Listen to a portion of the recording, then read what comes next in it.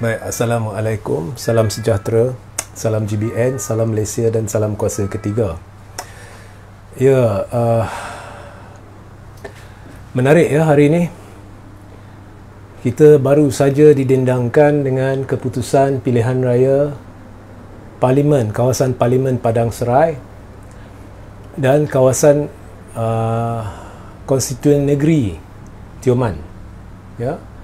Dan pilihan raya ini terjadi hanya 2-3 minggu selepas pilihan raya umum ke-15. Jadi ini adalah kesinambungan PRU 15. Jadi Padang Serai itu pilihan raya kawasan Padang Serai ditangguh disebabkan ada berlaku kematian salah seorang calon, menyebabkan ianya ditangguh ke hari ini ataupun semalam, hari ini lah, belum pukul 12. Jadi kita sudah dapat maklum keputusan. Okey. Jadi keputusannya saudara-saudari ya. Okey. Kalau terima kasih yang beritahu audio clear. Saya mulakan ya. Keputusannya di kawasan Parlimen Padang Serai, di mana Melayu 62%, Cina 17% dan India 19%. Keputusannya, Perikatan Nasional telah menang dengan majoriti 16,260 undi atau 58.69% undi. Ini yang baru selesai lah. Ya. Maknanya bukan hanya majoriti dia besar 16,260 undi, ianya adalah 58% daripada yang keluar mengundi. Berbanding 2018, Pakatan Harapan memenangi majoriti 8,813 atau 45% undi. Okay. Ini bermakna Pakatan Harapan selepas PRU 15, selepas penyokong mereka diperdaya, kononnya mereka akan tentang kleptokrat habis-habisan, kluster mahkamah habis-habisan, dan kemudiannya mereka berpeluk-pelukkan tidur sebantal dengan kleptokrat. Malah salah seorang ahli yang didakwa kleptokrat ni dilantik sebagai timbalan Perdana Menteri. Dia hilang satu kubu kuat. Tak sampai PRU 15 tu 19 November. Hari ini 7 Disember.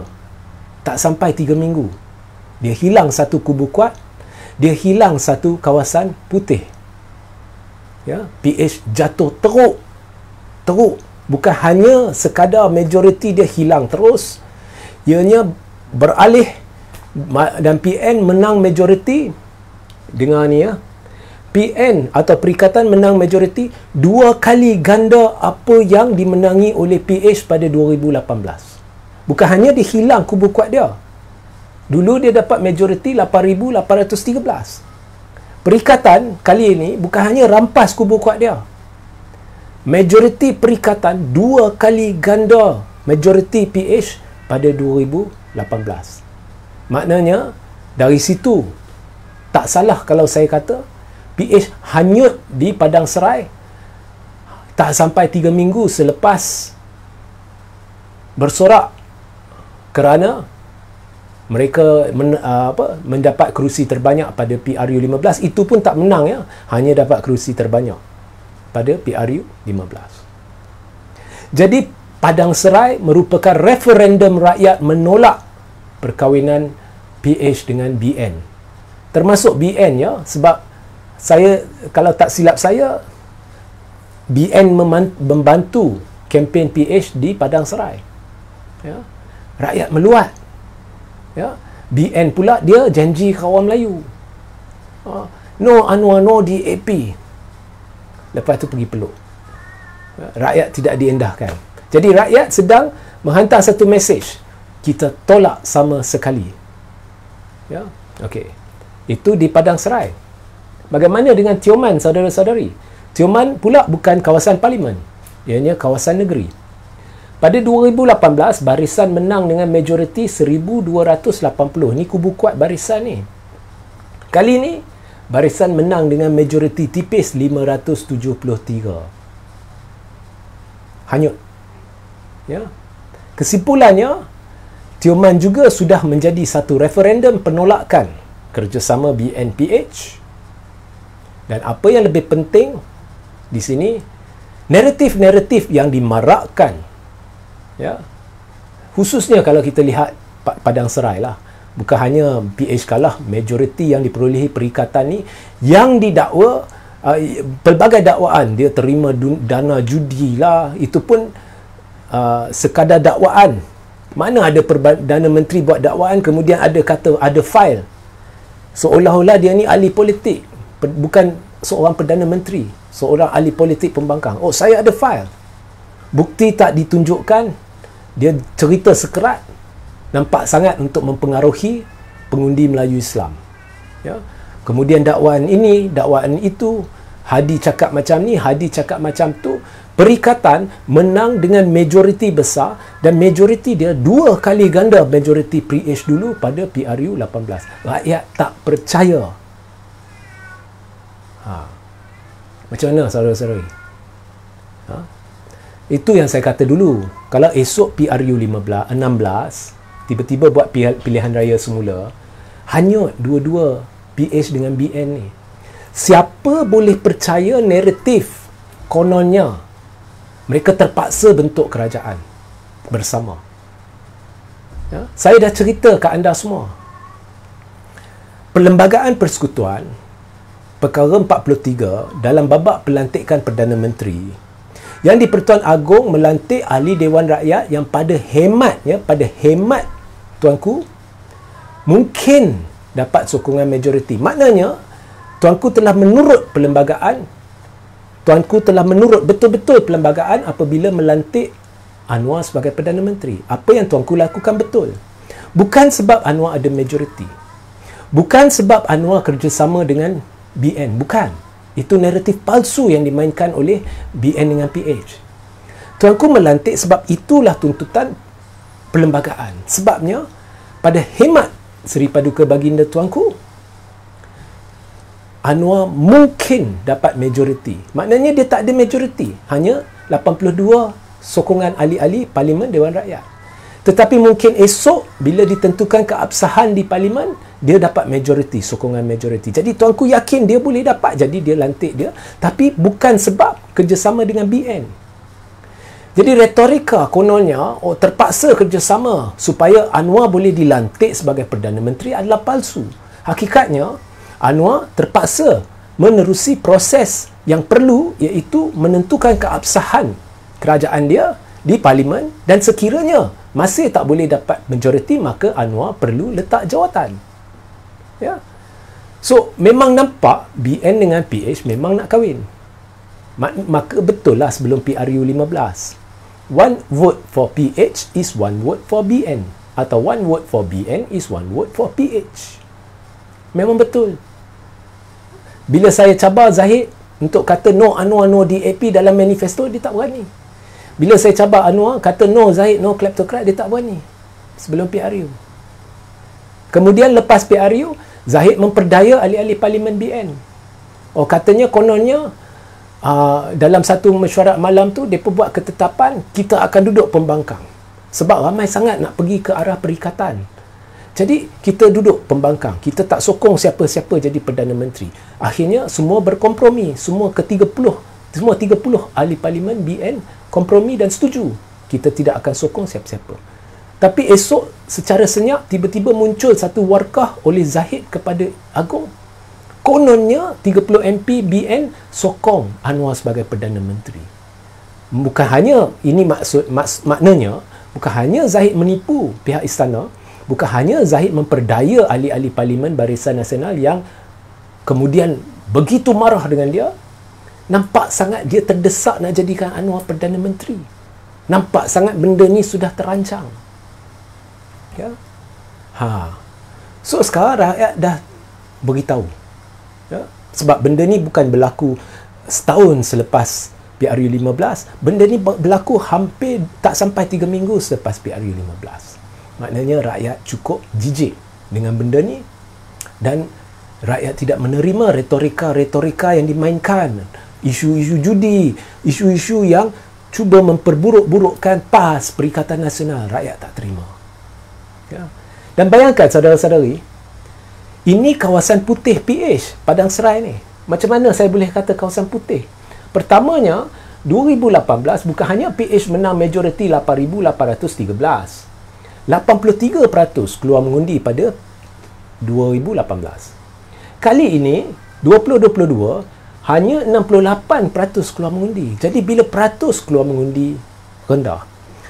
Jika kawasan itu kawasan kubu kuat PH, semestinya bila peratus yang keluar rendah ni, PH lebih senang untuk menang sebab kat situ pengundi putih ramai yang sokong PH. Tapi dalam pada kurang keluar mengundi, bukan hanya PH tumbang, Perikatan menang 2 kali ganda. Jadi bayangkan kalau kali ini 83% keluar mengundi. Lagi teruk PH. Ya. Sama dengan Barisan. Tioman ni kubu kuat dia. 2018 dia menang majoriti 1,280. 81% keluar mengundi. Jadi ini kawasan putih Barisan. Tahun ni ataupun kali ini hanya 58% keluar mengundi. Jadi jika kurang keluar mengundi dalam kawasan putih Barisan, semestinya Barisan mudah menang. Tapi dia menang majoriti tipis 573. Nampak? Bayangkan kalau 81% keluar mengundi. Dapatlah kat orang lain, bukan kat Barisan. Jadi itulah saudara-saudari. Dia orang ni nak berretorika macam mana pun, saya lihat di media sosial di luar sana, rakyat they are taking the people for fools. Mereka ingat rakyat bodoh, terperdaya dengan segala retorika ni. Rakyat bukan bodoh, dia boleh baca, dia boleh nilai, dia tahu segala penipuan, dia tahu segala apa yang dituding jari kepada Perikatan pasal judi, pasal ni, semua tu adalah taktik alih perhatian daripada penipuan terang-terang. Dan satu perkara yang tidak masuk akal, iaitu mengapa lantik seorang yang tertuduh jenayah di mahkamah sebagai timbalan Perdana Menteri. Orang tak boleh terima semua yang berlaku di luar sana. Tak boleh terima, tak masuk akal. Ya? Macam mana nak jelaskan walaupun orang tu belum bersalah, ya, tetapi dia tetap berisiko mungkin adalah seorang penjenayah. Jadi mengapa ambil risiko untuk letak dia dalam kerajaan?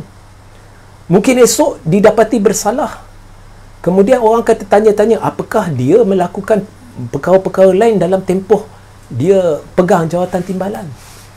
Ya? Takkan tak ada pemimpin lain dalam UMNO? Mengapa meresahkan rakyat dengan meletakkan tertuduh jenayah sebagai timbalan Perdana Menteri? Tak boleh jelas. Malah di media sosial, Pakatan diserang oleh orang-orang mereka sendiri. Mengapa letak Syed?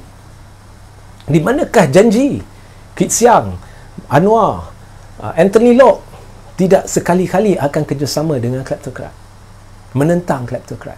Adakah ini yang dikatakan nak memerangi rasuah dan kleptokrasi? Satu perkara lagi saya nak kongsi. Saya senyap, anda perasan, saya tak buat sebarang ramalan buat Padang Serai dan Tioman. Sebab I know I don't have to. Okay? Tetapi kita dapat maklumat from the ground lah daripada orang-orang yang pergi sana. Maklumatnya, ramai orang menjadi meluat dengan naratif-naratif yang dimainkan. Dan di media sosial kita boleh lihat ramai meluat dengan tindak tanduk Anwar yang dilihat cuba berdendam dengan musuh daripada mentadbir negara dan tidak boleh terima kritikan. Betul tak betul, itulah persepsi rakyat.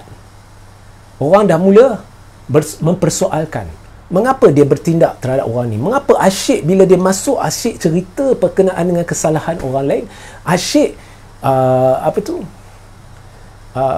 tidak akan dikenakan terhadap orang yang mengkritik.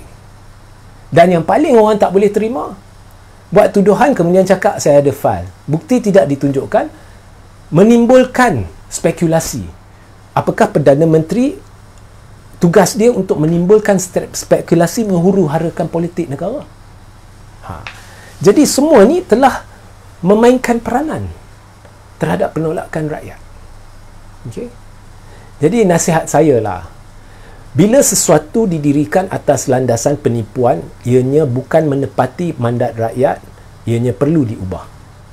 Sekarang, minda rakyat ditanam dengan persepsi-persepsi palsu yang telah saya ceritakan dalam video-video sebelum ni di YouTube Regi J. Siri Taudin. Ya. Dan satu persepsi yang sedang marak dimainkan adalah terpaksa kerjasama. There is no such thing. BN sekalipun duduk sebagai pembangkang, dia masih boleh ada perjanjian MOU untuk sokong Anwar supaya kekal Perdana Menteri bila ada unsur percaya. Demi kestabilan. Benda ni memang PH pandai, dah ada pengalaman. Dia buat dulu perjanjian CSA dengan kerajaan Muhyiddin. Ya. Jadi mengapa nak tipu rakyat? Kononnya wajib kerjasama supaya Anwar boleh jadi Perdana Menteri. Itu satu penipuan. Dan di luar sana tak ada orang percaya. Jadi fikir-fikirkanlah. Kita sudah tahu, kita sudah lihat. That's why you lihat, kalau dulu media-media pro PH, awal-awal dia akan buat live berhubung dengan keputusan pilihan raya. Tiba-tiba nampak macam mereka tak minat sangat dengan keputusan pilihan raya. Dari situ dah tahu dah. Memang PH hanyut. Okey. Dan itulah saya dah kata, kerajaan ni tidak akan bertahan. Ya. Jadi sehingga kita berjumpa di lain masa. Assalamualaikum, salam sejahtera, salam GBN, salam Malaysia dan salam kuasa ketiga.